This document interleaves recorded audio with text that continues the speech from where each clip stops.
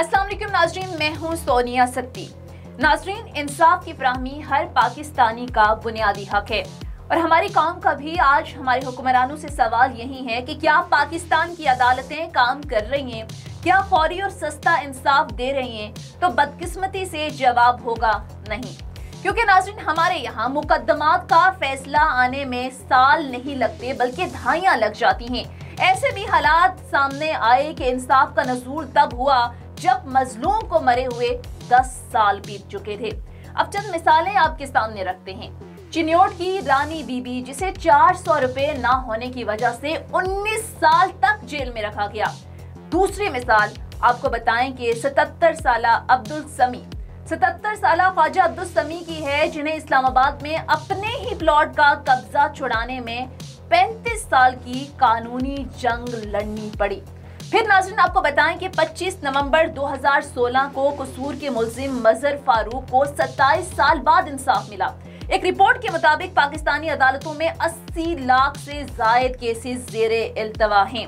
नाज़रीन, पाकिस्तान की जेलों में गरीब इंसान बगैर किसी कसूर के बेगुनाह फैसलों के इंतजार में सड़ता है, इंतजार करता है, मर जाता है, जबकि पैसों वाला और रेफरेंस वाला छूटकर बड़ी आसानी से बाहर आ जाता है।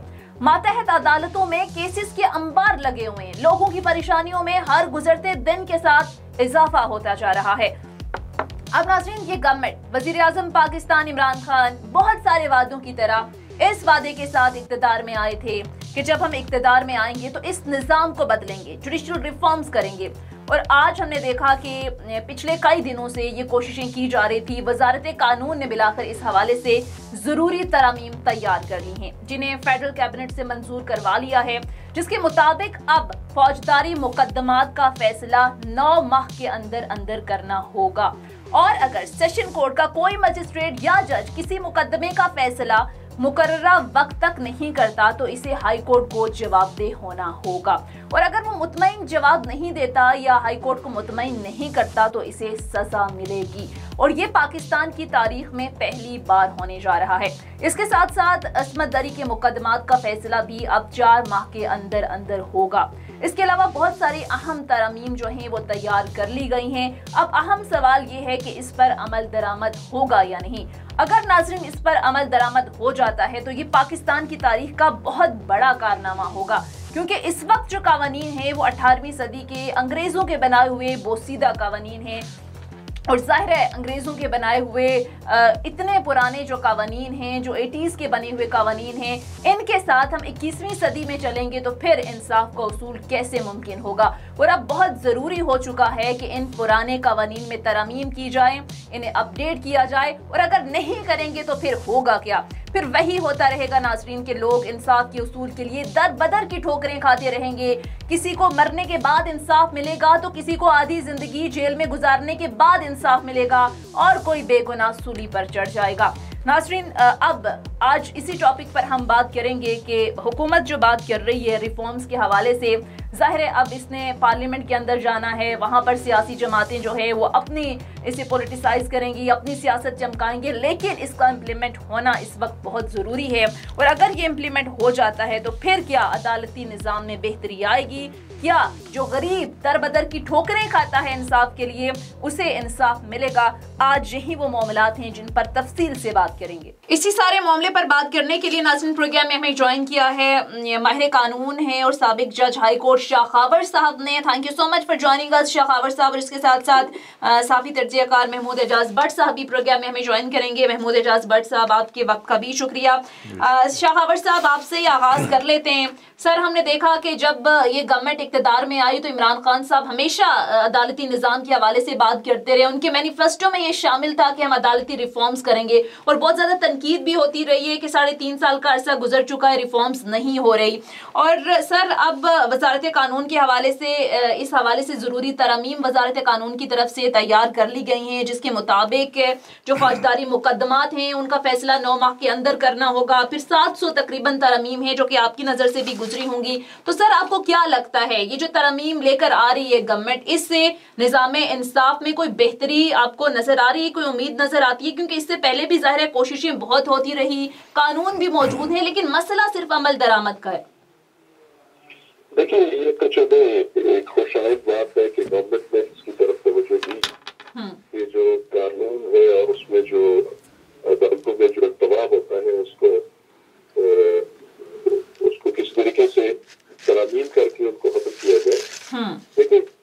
یہ چونکہ میں نے ابھی یہ پورا جو ان کا پیکج ہے جو کہ ترامیم کرنا چاہ رہے ہیں جی فوجداری قوانین میں اس میں تعزیرات پاکستان بھی ہے اور ضابطۂ فوجداری بھی ہے، تو صرف یہ اگر ان کی جو چیزیں سامنے آئی ہیں کہ کوئی بھی جج جو ہے وہ فوجداری مقدمے کا فیصلہ 9 ماہ میں کرے گا، اگر 9 ماہ میں نہ کر سکا تو پھر ہائی کورٹ جو ہے اس کے خلاف کارروائی کرے گی، اگر ہائی کورٹ نہیں کرے گی تو پھر شاید قانون میں کچھ ایسی بات لکھی ہوگی کہ ان کو سزا ملے گی، تعدیبی کارروائی کی جائے گی۔ یس تو دیکھیں یہ چیزیں تو پہلے سے موجود ہیں، جو خود عدلیہ ہے، اعلیٰ عدلیہ، وہ جوڈیشل پالیسیز جو ہے وہ بناتی رہتی ہیں۔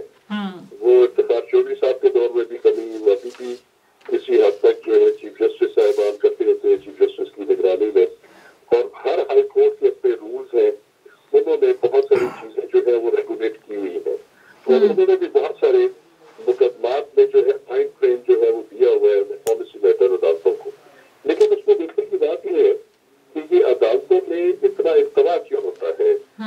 اگر فوجداری قانون کو ہی دیکھ لیں کہ اگر ایک مثلاً قتل کا کیس ہے، دہشت گردی کا کیس ہے، یا کوئی باڈیلی ہارم کا کیس ہے، اغوا کا ہے، ریپ کا ہے، یا کسی قسم کا بھی، تو کیا اس میں چالان جو ہے وہ وقت پہ آ جاتا ہے؟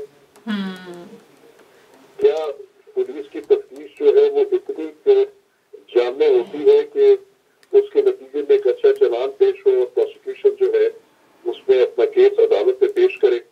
اور دوسری چیز یہ ہے کہ ہمارے جو اعلیٰ جو ڈسٹرکٹ جوڈیشری ہے، جو کوئی ٹرائل کورٹس ہیں، چاہے وہ جوڈیشل میجسٹریٹس ہیں، چاہے ایڈیشنل سیشن ججز ہیں، سیشن ججز ہیں، ان کے پاس اتنے کام کا بوجھ ہوتا ہے کہ وہ کسی ایک کیس پر روزانہ کی بنیاد پر اس کی سماعت نہیں کر سکتے۔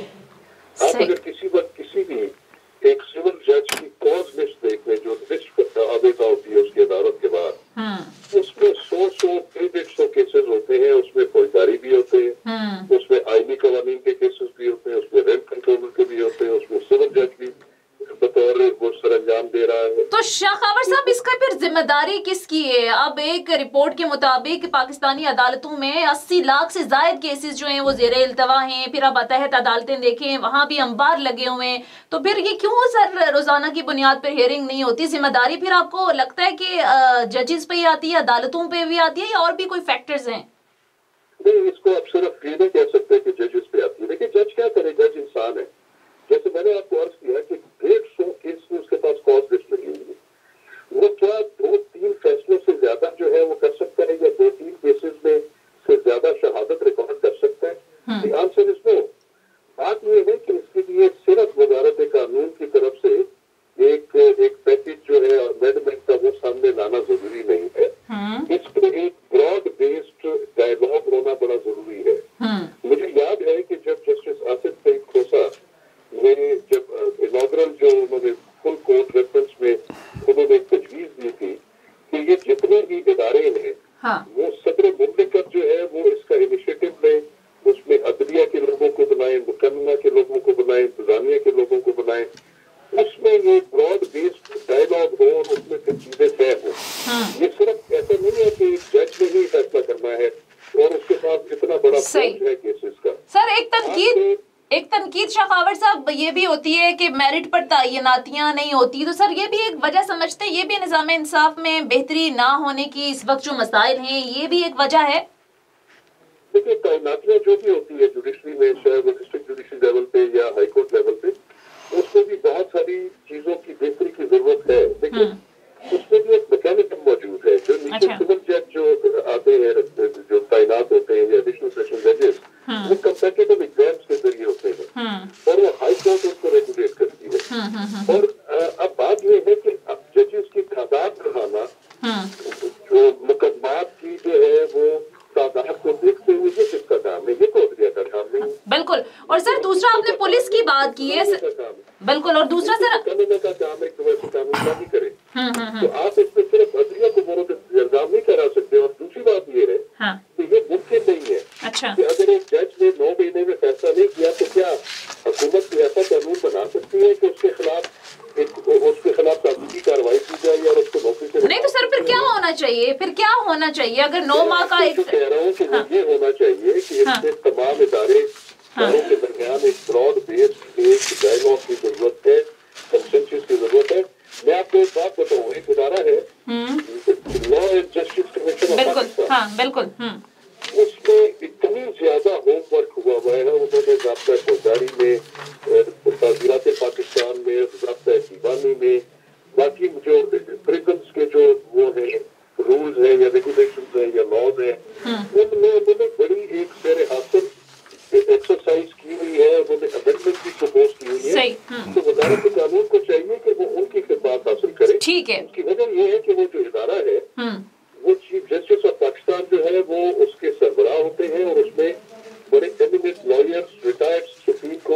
کے ججز کمیشن کے ممبر ہیں جن کا کام یہی ہے کہ جو قوانین ہیں اس میں اصلاح لانا اور اس میں تجاویز دینا اور سفارشات دینا ایک بلندہ بڑا ہوگا اس طرح کی امینڈمنٹس کا. ٹھیک ہے.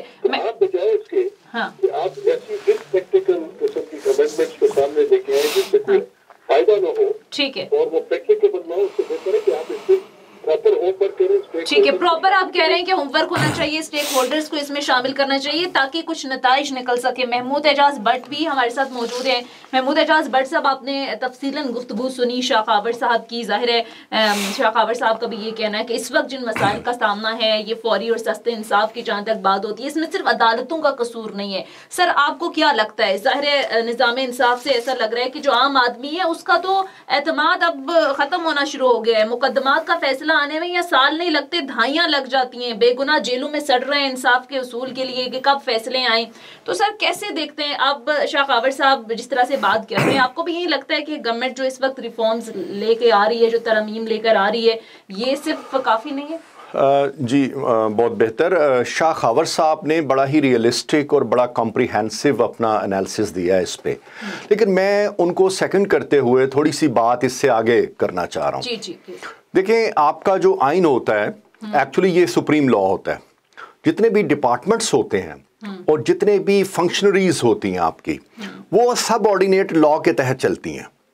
یعنی کہ سب آرڈینیٹ لا اور اس کی جو امپلیمنٹیشن ہے, اگر وہ آپ یوں کہہ لیں کہ اس کا کنفلکٹ آئے گا اور اس کی کنٹرڈکشن آئے گی سپریم لا کے ساتھ, تو آپ یقین کیجئے کہ امپلیمنٹیشن ہوتی ہوئی نظر نہیں آئے گی. نمبر ون کہ ہمارے جو جوڈیشل سسٹم ہے اس کی کیپیسٹی بلڈنگ آپ نے keeping in view one thing کہ کیا وہ سب آرڈینیٹ لا جو ہے وہ کیا فالو کر رہا ہے اپنے اس پیراڈائم کو جو کہ سپریم لا انہیں انسٹرکٹ کر رہا ہے. اگر ڈائریکشن آف سپریم لا کچھ ہے اور سب آرڈینیٹ لا جو ہے وہ اس کی امپلیمنٹیشن کسی اور طرف جا رہی ہے, تو اس طرح سائل کو انصاف جو ہے وہ صحیح طرح نہیں مل سکتا. میں آپ کو ایک مثال دیتا ہوں کیپیسٹی بلڈنگ کی بھی اور اس چیز کی بھی, کہ ہمارے جو ڈپارٹمنٹس ہیں وہ جوڈیشری کو جب صحیح رسپونڈ نہیں کریں گے. فار ایگزامپل ایک جج صاحب ہیں, وہ ایک فورینسک کروانے کے لیے ایک سیمپلنگ کہتے ہیں پولیس کو, جی اس کے آپ وہ نوٹنگ کرتے ہیں کہ جی فلاں جو ہے نا لیب سے او پی ایم کا ٹیسٹ کروائیں یا فلاں چیز کروائیں. آپ یہ دیکھیں کہ پاکستان میں ٹیسٹنگ اویلیبلٹی کتنی ہے, 2 مہینے وہ جو سیمپل ہے وہ وہیں پہ پڑا رہتا ہے تھانوں کے اندر, تو آگے وہ ڈپارٹمنٹ ہی نہیں ہے, تو اس میں وہ جج صاحب کیا کریں گے مجھے بتائیں. تو کیپیسٹی بلڈنگ کرنی ہے آپ نے, ماڈرن ٹیکنیکس اور جو ماڈرن ٹیکنالوجی ہے آپ نے اس کی ایکسپورٹیو ڈیوائس کی پیراڈائم اور پیرامیٹر جو ہے نا وہ ڈیولپ کرنے ہیں, تب یہ عدالتیں آپ کو ایک اچھا ریزلٹ دے سکتی ہیں. بالکل ٹھیک ہے. اچھا شاہ خاور صاحب, ایک اور چیز جس پر بہت زیادہ ظاہر بات ہوتی ہے کہ ہمارے یہ جو قوانین بنے ہوئے ہیں یہ 18ویں صدی کے قوانین ہیں, انگریزوں کے بنائے ہوئے قوانین ہیں, اب تو 21ویں صدی ہے, اور ان پرانے قوانین کے ساتھ اب کیسے 21ویں صدی میں انصاف کا اصول ممکن ہو سکے گا؟ تو سر کتنی ضرورت ہے پھر انہیں اپڈیٹ کرنے کی, ان میں ترمیم کرنے کی؟ اور ظاہر ہے جب بھی کوئی ایسی بات ہوتی ہے لیجسلیشن کی, بڑا ضروری ہوتا ہے کہ تمام سیاسی جماعتیں جو ہیں وہ اس پر مل کر کوئی کام کریں, لیکن مسئلہ ہمارے ملک کا یہی ہے کہ جب بھی ملکی مفاد کی بھی کوئی بات ہوتی ہے تو پھر اگر حکومت بات کرتی ہے تو اپوزیشن ماننے کو تیار نہیں ہوتی, اپوزیشن بات کرتی ہے حکومت ماننے کو تیار نہیں ہوتی. تو اس وقت کتنی ضرورت ہے ملک کی ان قوانین میں ترمیم کرنے کی؟ دیکھیے جی, قوانین میں ترمیم کرنے کے لیے تو بہت اشد ضرورت ہے. جیسے ابھی آپ نے خود بتایا کہ یہ جتنے بھی قوانین ہیں یہ کالونیل دور کے بنے ہوئے ہیں. وہ انہوں نے اس لیے بنائے تھے کہ انہوں نے یہاں پہ لوگوں کے اوپر جو ہے وہ ایک غاصبانہ قبضہ کیا ہوا تھا, اور اس کو پرولونگ کرنے کے لیے انہوں نے یہ آرڈرز بنائے تھے. بالکل. اب بات یہ ہے کہ ابھی 1973 کا آئین بن گیا, اس کے تحت ہمارا جو ملک ہے ایک پارلیمانی جمہوریت ہے, اس میں پارلیمنٹ ہے. پارلیمنٹ کا کام جو ہے وہ قانون سازی کرنا ہے یا قوانین میں بہتری لانی ہے, اس میں ترمیم کرنی ہے حالات اور وقت کی مطابقت سے. آپ نے جو بتایا کہ جب بھی یہ اسمبلی کے اجلاس ہوتے ہیں, چاہے وہ ٹریجری بینچز ہو چاہے وہ اپوزیشن ہو, کیا انہوں نے کبھی قانون سازی کے اوپر ادھر بات کی ہے؟ بجائے اس کے کہ ایک دوسرے کو متون کرنا اور ایک دوسرے کو نیچے دکھانا, ایک دوسرے کو برا بھلا کہنا اور پوائنٹ آف آرڈر سے بات کرنا یا وہ پریویلیج موشن جو ہے اس کے اوپر بحث کرنا, یہ کام یہ پارلیمنٹ کا نہیں ہے. پارلیمنٹ کا کام قانون سازی کرنا ہے جو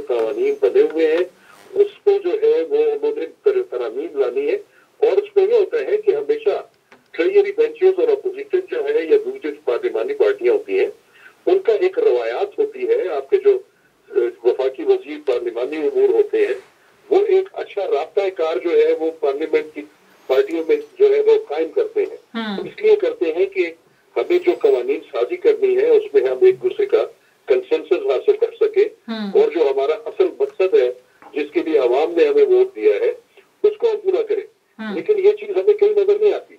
बिल्कुल। मैंने आपको जैसे कहा कि जिस तरह दूसरे इदारे जैसे जो जिस कमीशन की मैं बात कर रहा था, वो तो एक कमीशन बना हुआ है और वो भी आपको सपोर्ट करने के लिए तैयार है।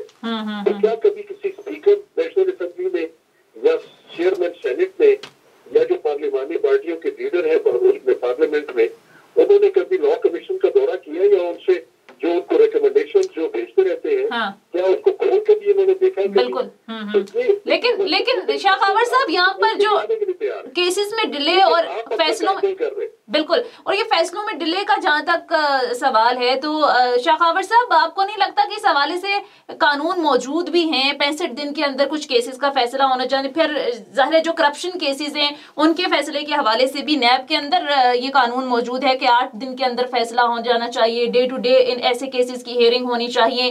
फिर ज़ाहिर है अभी जो केसेस चल रहे हैं, जिस तरीके से ये नूर मुकद्दम केस है, उस्मान मिर्जा केस है, ये इस तरह की बहुत सारी ऐसी मिसालें हैं जिन पर वाज़ेह सबूत होने के बावजूद इतना डिले किया जाता है फैसले आने में कि बड़ी आसानी से जो मुल्जिमान हैं वो केसेस पर असरअंदाज हो जाते हैं। इसी तरह से अगर सियासी मामलात पर बात करें तो इस वक्त जो केसेस चल रहे हैं, अगर शहबाज शरीफ साहब का टीटीज का केस ही ले लिया जाए या शरीफ फैमिली पर जो केसेस हैं, हुकूमत क्लेम भी करती है और बड़ा खुलकर बताती भी है कि हमारे पास वाज़ेह सबूत भी हैं, लेकिन इसके बावजूद भी अदालतें फैसला देने में बड़ा देर कर देती हैं। तो सर यहाँ पर किस तरह की अमेंडमेंट की जरूरत है या क्या करने की जरूरत है कि कानून तो मौजूद हैं, उन पर अदालतें इम्प्लीमेंट नहीं करती?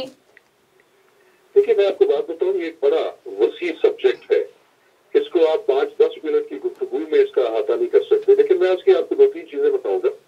जहां तक अभी देखिए कि एंटी करप्शन के कवानीन है, अब नैब जो है, नैब ऑर्डिनेंस 1999, इसमें ये लिखा हुआ है कि जो भी रेफरेंस जब फाइल हो जाएगा किसी केस में तो उसका 30 दिन में फैसला हो जाएगा।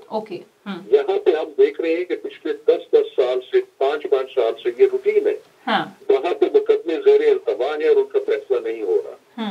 अब उसमें क्या खराबी है? उसमें खराबी ये है कि नैब जो है उसमें जो इन्वेस्टिगेशन डिपार्टमेंट है वो इस काबिल नहीं है, उसके पास इतनी कैपेसिटी नहीं है कि वो व्हाइट कॉलर क्राइम की इन्वेस्टिगेशन सही तरीके से कर सके।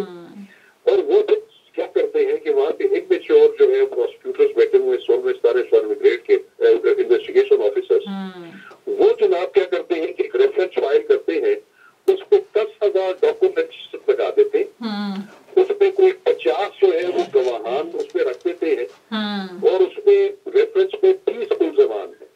अब मुझे बताएं कि अब एक जब गवाह ने आना है उसके ऊपर 20 जो मुल्ज़मान है उनके वकला ने जिरा करनी है, तो वो आप खुद अंदाजा लगाएं कि उस केस का फैसला जो है वो 10 साल में भी नहीं हो सकता। बिल्कुल सही कह रहे हैं। बात ये है कि आपको इन चीजों को कट डाउन करना पड़ेगा। ये अननेसेसरी जो प्रोसीजर्स हैं जिससे महज फाइल का पेट भरना जो है ये मकसद नहीं होता।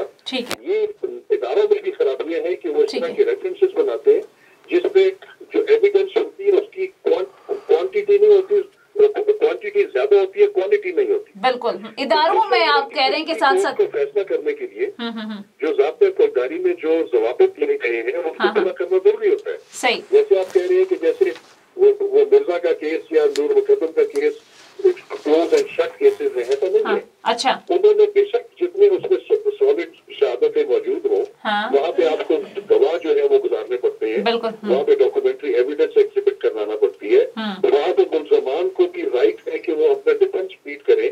तो ये तमाम जो है कार्रवाई ज़ाब्ते की बड़ी करना जरूरी होता है। सही, ठीक हो। लेकिन वही जज साहिबान जो है वो सिर्फ वो 1-2 केसेस भी देख रहे होते हैं, दिन में दर्जनों और केसेस भी जो है देख रहे होते हैं। ठीक है, آپ کہہ رہے ہیں کہ اداروں میں بھی ریفارمز کی ضرورت ہے. بہرحال بہت بہت شکریہ. سینئر قانون دان شاہ خاور صاحب پروگرام میں ہمارے ساتھ موجود تھے. بہت شکریہ شاہ خاور صاحب آپ کے وقت کا. محمود اعجاز بٹ صاحب آپ کیسے دیکھتے ہیں اس تمام تر معاملات کو؟ اب ظاہر ہے جب عدالتوں کی بات آتی ہے تو یہ بھی ایک وہاں پر ملتا ہے کہ ان کے پاس اتنے ریسورسز نہیں ہوتے, ججز کی تعداد کم ہے. پھر جس طرح سے ابھی شاہ خاور صاحب بات کر رہے تھے نیب کے اندر جو معاملات چل رہے ہیں وہاں پر بھی ان کے پاس اتنے ریسورسز نہیں ہوتے. دوسری طرف جب ملزمان کی بات ہوتی ہے تو ان کے پاس تگڑے وکیل ہوتے ہیں, وہ اپنے دلائل سے قائل کرنے کی حیثیت رکھتے ہیں. تو پھر یہ معاملات کیسے سلجھیں گے؟ دیکھیں سونیا, بہت زبردست بات کی انہوں نے شاہ خاور صاحب نے کہ جو ہمارا عدالتی نظام ہے اس میں حائل جو رکاوٹیں ہیں, جو بیریئرز ہیں, یہ بڑے سوشل ہماری جو اکنامک فیبرک ہے دیکھیں اس کی گراؤنڈ ریئلٹیز ہیں. کچھ ان گراؤنڈ ریئلٹیز کو نظر انداز کرتے ہوئے ہم کبھی اپنی منزل نہیں پا سکتے, ایک اچھا ہم عدالتی نظام نہیں دے سکتے. میں آپ کو بتاتا چلوں کہ جیسے کہ ابھی ہمارے ظاہر ہے وہ سابقہ جج بھی ہیں اور وہ بار کونسل اور سارے پروسیجرز کو سمجھتے ہیں, انہوں نے بڑا اچھی اپنی اوپینین دی ہے, ایکسپرٹ اوپینین دی ہے. لیکن آپ دیکھیں کہ ایک عام آدمی جب اس سارے پروسیجر سے گزرتا ہے, آپ یقین کیجئے کہ وہ بھی ایک نیم جج بن چکا ہوتا ہے. ایک سائل جو ہے جب 2-4 سال وہ عدالتوں میں جاتا ہے نا جی, وہاں پہ کچہری میں وہ وکلا کے ساتھ ملتا ہے, ان کے منشیوں کے ساتھ ملتا ہے, وہ ریڈرز کے ساتھ ملتا ہے, سارے معاملات کرتا ہے. 7-8 سال کے بعد وہ آپ اس سے پوچھیں نا کہ جی یار یہ جو دفعات ہیں اس کا کیسے ڈیفنس کرنا ہے, تو وہ آپ کو خود ڈیفنس بتائے گا, حالانکہ وہ کوئی لا گریجویٹ نہیں ہوتا. تو بات یہ ہے, میں اب آپ کو کنکلوژن کی طرف لاتا ہوں اس سارے مسئلے کی. دیکھیں پہلی بات تو یہ ہے کہ آپ نے اپنی جو جورسپروڈنس ہے وہ ججز کو اسی طرح ٹریننگ دینی ہے جیسے آرمی آفیسرز کو ٹریننگ دی جاتی ہے. آپ نے ججز کو بھی اسی طرح ویل اکوپڈ کرنا ہے جس طرح دنیا میں ہم ویپنز کی دوڑ میں ویل اکوپڈ کر رہے ہیں اپنی فورسز کو. آپ نے ججز کو اسی طرح ویل اکوپڈ کرنا ہے جس طرح ڈاکٹرز کو کیا جا رہا ہے. آپ نے ججز کو بھی, عدالتوں کو بھی اسی طرح ویل اکوپڈ کرنا ہے جس طرح آپ کے دوسرے ورک پلیس ویل اکوپڈ ہو رہے ہیں, وہ جو سافٹ ویئر ٹیکنالوجی سے ہو رہے ہیں, ای کورٹس کے ذریعے ہو رہے ہیں. آپ نے ایسے ہی کرنا ہے. آپ مجھے ایک بات بتائیں, آپ کے ادھر فوٹو اسٹیٹ جو لوئر کورٹس میں حال یہ ہوتا ہے کہ ایک فوٹو اسٹیٹ جج صاحب کو چاہیے ہوتی ہے, وہ بھی سکینر یا پرنٹر وہاں پہ اویلیبل نہیں ہوتا. تو یہ چھوٹی چھوٹی مثالیں ہیں. تو جب تک آپ پورے ڈپارٹمنٹس کو کی انٹیگریشن نہیں کریں گے اپنے جوڈیشل ریفارمز کے ساتھ, آپ اچھے نتائج نہیں لے سکتے.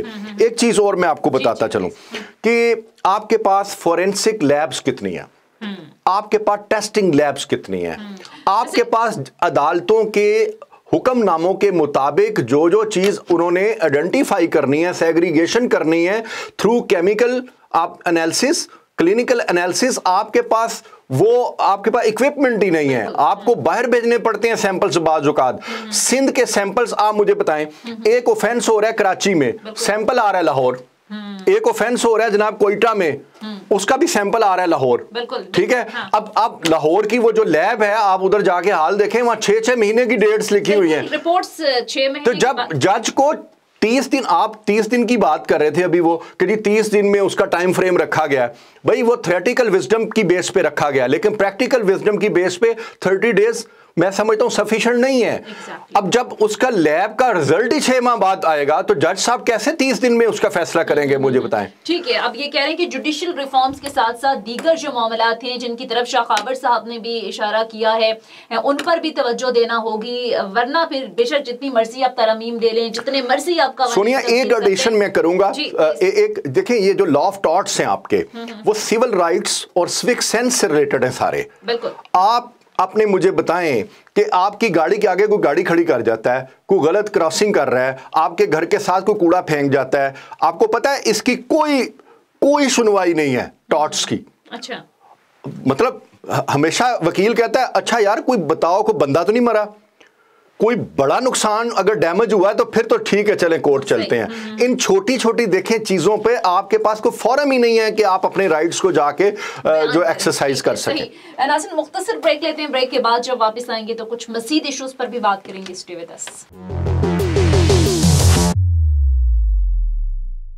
ब्रेक के बाद खुश आमदीद नाज़रीन। अब जरा बात कर लेते हैं कोरोना वायरस की। हमने देखा कि कोरोना वायरस की जो 5वीं लहर है उससे हम देख रहे हैं कि जहां पर जो मामूलात ज़िंदगी हैं वो एक बार फिर से मफलूज होना शुरू हो गए हैं, और इसके साथ साथ हम देख रहे हैं कि जो तालीमी इदारे हैं उनकी बंदिश के हवाले से भी बहुत सारे मामलात सामने आ रहे हैं। NCOC के इकदाम इस हवाले से क्या हैं, इस हवाले से भी जरा आज प्रोग्राम में बात करेंगे, क्योंकि हम देख रहे हैं कि हर जो सूबा है उसके हम देख रहे हैं कि अपने अपने इकदाम हैं। कहीं पर स्कूल बंद हो रहे हैं, कहीं पे ओपन है, कोई हमें ओवरऑल कोऑर्डिनेशन नजर नहीं आ रही। पहले भी हमने देखा कि जब कोरोना वायरस आया तो बच्चों का जो तालीमी हर्ज था वो काफी हुआ, काफी नुकसान भी हुआ। अब एक बार फिर ये सूरत हाल सामने आ रही है, कहीं पर स्कूल बंद हो रहे हैं, कहीं पर नहीं हो रहे। बहरहाल इस पर जरा रोशनी डालेंगे। महमूद एजाज भट्ट साहब कैसे देखते हैं, ये एक बार फिर से एक लहर आ गई है कोरोना की, और हम देख रहे हैं बल्कि अम्बाक का सिलसिला भी जारी है। लेकिन आपने भी देखा होगा कि जिस तरीके से पहले जब कोरोना की पहली दूसरी तीसरी लहर आई, जिस कोऑर्डिनेशन के साथ और जिस ज़हरे अवेयरनेस लोगों में क्रिएट की गई कि किस तरीके से हिफाजती इक़दाम करने से हमने निमटना है, एक तो वो हमें कहीं सूरत हाल नजर नहीं आ रही। दूसरा, इस वक्त सबसे ज्यादा जो हर्ज हो रहा है, जो नुकसान हो रहा है, वो इस वक्त जो स्टूडेंट्स है उनका हो रहा है तालीम के मैदान में। तो सर, कोऑर्डिनेशन भी कहीं नजर नहीं आ रही, सूबों के अंदर क्या करना है, कोई प्लानिंग भी इस हवाले से नजर नहीं आ रही। तो कैसे जाती देख रही सूरत हाल? जी सोनिया, आप सही कह रही हैं। कोरोना की ये जो लहर है, अगरचे कि ये भी बड़ी डेंजरस लहर है, और जाहिर है कि ये ओमिक्रॉन जो उसका वेरिएंट है, बड़ा डेंजरस वेरिएंट है, उस पर बेस करती हुई लहर है ये। अच्छा। आप देखें कि फियर पहले ज़्यादा था, लोगों ने प्रीकॉशनरी मेजर्स जो हैं वो दूसरी लहर में और तीसरी लहर में बहुत अच्छी ऑब्जर्व की और उन्होंने उसको सही तरीके से अदा किया। लेकिन ये है कि इस लहर में हम देख रहे हैं कि फियर उस तरह नहीं है और डिसिप्लिन भी नहीं है, और गवर्नमेंट शायद उस तरह अवेयरनेस पैदा करने में नाकाम रही है कि इस लहर में लोग वैसे फिर रहे हैं, मास्क का इस्तेमाल नहीं है, सैनिटाइज़र्स का उस तरह इस्तेमाल नहीं है, ट्रांसपोर्ट में हर जगह पे वो सारी चीज़ें। लेकिन हम अगर हम एजुकेशन की बात करें और तालीमी अदारों की बंदिश की बात करें, तो जो वफाकी हमारी तालीमी जो मिनिस्ट्री है, जो federal ministry of education professional training, जिसको शफकत महमूद साहब लीड कर रहे हैं, वो देखें, और जो हमारे 4 और 5 सूबों की जो मिनिस्ट्रीज़ हैं तालीम की, हर एक अपने अपने तरीके से यानी कि वफाक के साथ जो है वो चल रही है, लेकिन उसमें हमें यूनिफिकेशन नज़र नहीं आ रही। अच्छा। आप देखें कि जी कोऑर्डिनेशन नज़र नहीं आ रही, इसकी इंटीग्रेशन जो है कंप्लाइंस मैं कहूँगा यहाँ पे, उसकी वो कंप्लाइंस नज़र नहीं आ रही जो दूसरी और तीसरी लहर में हमें नज़र आती थी कि वफाकी जो मिनिस्ट्री है वो एक सिग्नल देती थी, NCOC एक सिग्नल देती थी, और सब सूबों की जो मिनिस्ट्रियाँ थी वो उसको फॉलो करती थी। इस लहर में हमें उस चीज़ का फुकदान नज़र आ रहा है। अच्छा, अब दूसरी बात ये है कि पंजाब के जो हमारे वज़ीर तालीम है मुराद राज स्कूल एजुकेशन डिपार्टमेंट के, उनका ट्वीट आया कि जी मुझे जो है उन्होंने खुद कहा कि मतलब मैं नहीं चाहता कि स्कूल बंद हों, स्टूडेंट्स का पहले ही बहुत ज़्यादा नुकसान हो चुका है। अच्छा, इसी तरह आप कराची में ज़रा देखें कि जो कराची की सूरत हाल है उसमें काफ़ी अदारे उन्होंने बंद कर दिए हैं, और सिंध में भी बंद करते जा रहे हैं। अभी आज की बात है कि हायर एजुकेशन में जो डिसीजंस हैं कोई और ले रहा है, स्कूल एजुकेशन डिपार्टमेंट में कोई और ले रहा है, और कुछ यूनिवर्सिटीज आज बंद कर दी गई हैं 10 डेज के लिए। तो हर्ज हो ही रहा है, और आप जिस तरह से बात करते हैं कोऑर्डिनेशन का, लेकिन मुझे ये बताइए एजाज भट्ट साहब कि ये बच्चों के फ्यूचर आप कहाँ जाता देख रहे हैं आप? इससे पहले भी हमने देखा कि तकरीबन 1 साल तक स्कूल बंद रहे, बच्चे जो जाहिर है हमारे भी बच्चे, और हम देखते हैं कि रेगुलर जब बच्चे स्कूल जा रहे होते हैं, अचानक जब उसमें 6 महीने साल का डिस्टेंस आ जाता है तो बहुत ज्यादा हर्ज होता है। अब दोबारा से ये सिलसिला शुरू हो गया है, तो ये फ्यूचर क्या देख रहे हैं सोनिया? इसमें 2 कैटेगरीज हैं। एक वो बच्चे जिन्होंने बोर्ड्स के इम्तिहानात देने होते हैं, उनकी कैटेगरी अलग है, वो आप जो कह लें 5th 8th 9th 10th और फर्स्ट ईयर सेकेंड ईयर, ये कैटेगरी और है। और एक है नॉन बोर्ड क्लासेस जो होती हैं, वो कैटेगरी अलग है। मैं समझता हूं जो बोर्ड क्लासेस हैं उनका नुकसान बहुत ज्यादा है। पहली लहर में और दूसरी लहर में आपने जिन बच्चों को प्रमोट किया था और वो मसलन 1 साल जम करके दूसरे साल में आए थे, वो दूसरे साल भी सही अपनी कंटिन्यूटी नहीं रख सके, वो जारी नहीं रख सके। वो जो 2 साल उनकी जिंदगी में गैप आया है without education, without continuous training, वो देखें कभी फिल नहीं हो पाएगा। तो अभी हुकूमत के लिए सबसे बड़ा चैलेंज ये है, जैसे टेली तालीम, जैसे इंटरनेट बेस्ड एजुकेशन, ऑनलाइन जो टूल्स हैं, सपोर्टिव टूल्स हैं, डिवाइसेस हैं, इसकी और अवेयरनेस दी जाए, इसकी डिकोडिंग और की जाए, ताकि जो बोर्ड क्लासेस हैं उनको उस म्यार की इंफॉर्मेशन, सेट ऑफ इंफॉर्मेशन पहुंच सके, ताकि वो बोर्ड की जो एग्जाम्स रेगुलर बच्चे दिया करते थे वो ऑनलाइन से भी चलें। उतना तो नहीं आप कर सकते, मैं कहता हूं उसमें जो परफॉर्मेंस है या क्वालिटी है 90% अगर नहीं आ सकती, कम से कम 80% तक तो आप जा सकते हैं, 70% तक जा सकते हैं। तो गवर्नमेंट को फिल फॉर एक इमरजेंसी, जो एजुकेशन इमरजेंसी नाफिज करनी चाहिए, जिसके अंदर ऑनलाइन जो ट्रेंडिंग है इसको फरोग दिया जाए। बिल्कुल, आपने ये बात सही कही, लेकिन बहुत सारे लोगों से जाहिर है जब पिछले दिनों कोरोना था और स्कूल बंद थे और ऑनलाइन एजुकेशन का एक सिलसिला स्कूल ने स्टार्ट किया था, लेकिन जिस तरह से गवर्नमेंट स्कूल हैं और वहां पर बहुत सारे ऐसे बच्चे या फैमिलीज हैं जो ऑनलाइन रसाई नहीं है, तो फिर उनके लिए क्या होना चाहिए? देखें, ये कल्चर आपने खुद डेवलप करना है। ये आपकी जो मेंटोरिंग है वो खुद है, उसकी कम्युनिटी में, उसके रिलेटिव में किसी के पास तो स्मार्टफोन होगा, किसी के पास टैब होगा, किसी के पास लैपटॉप होगा। पुराने वक्तों में एयर टीवी होता था, पूरा मोहल्ला उस पे जो है फिल्म देखता था या ड्रामा देखता था। गवर्नमेंट की सतह पर आपको नहीं लगता कि ऐसे बच्चों को फैसिलिटेट करने जी बिल्कुल करना चाहिए, उनको फ्री इंटरनेट, उनको देखें इंस्टॉलमेंट्स पे आप उन फैमिलीज को स्मार्टफोन दे दें, आप इस पे इन्वेस्ट करें, आप अपने फ्यूचर पे इन्वेस्ट कर रहे हैं तो इस पे गवर्नमेंट को चाहिए कोई पॉलिसी मुरतब करे और हर बच्चे तक ऑनलाइन एजुकेशन की रसाई मुमकिन बनाए। चाहिए। अच्छा, वक्त कम है एजाज भट्ट साहब, जाहिर है आप एजुकेशन के हवाले से बड़ी खिदमत भी हैं आपकी, तो सिंगल नेशनल करिकुलम जाहिर है गवर्नमेंट के ये कि बहुत बड़ा इनिशिएटिव है, एक कौम एक निसाब, तो सर आपको लगता है कि ये कामयाब रहेगा? देखिए बात सुने, ये 2006 में इसका जो पहला इनिशिएटिव लिया गया सिंगल नेशनल करिकुलम का, 2006 के बाद कई मरहल इस पे आए और अभी ये जो मरहला आया है, जो इम्प्लीमेंटेशन इन्होंने की है उसको फर्निश करके, उसको पॉलिश करके, ये बड़ा अच्छा। मैं आपको एक बात बताऊं, इसकी जो डिमांड थी वो पाकिस्तानियों ने बहुत अरसे से कर रखी थी कि ये जो करिकुलम का डिफरेंस है, देखें एक एलीट क्लास का बच्चा कुछ और पढ़ रहा है, बस जिसके पास जितने पैसे हैं वो उस अपने मनपसंद करिकुलम पढ़ता था और उससे क्या हो रहा था, तबकाती तकसीम बढ़ती जा रही थी, तबकात पैदा कर रहे थे आप, डिफरेंट क्लासेस जो हैं और डिफरेंट तबकात जन्म ले रहे थे।